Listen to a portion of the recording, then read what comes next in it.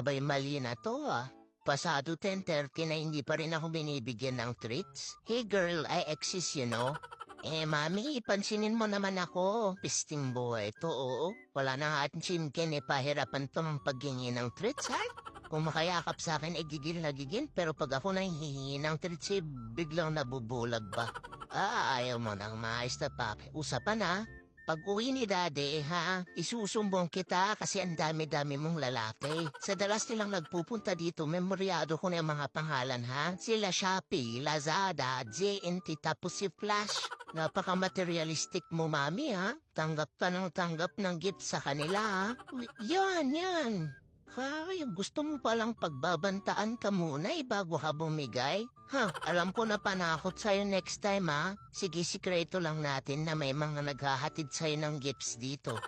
Bango-bango talaga nung dessert. Sige, bati na ulit tayo. Thank you, Mami. Uy, pala yung tawagan niyo pala nung mga lalaki mo, delivery. Kasi pag kumakatok sa bahay natin, sinasabi delivery. Tapos ikaw sumasagot ka ng delivery.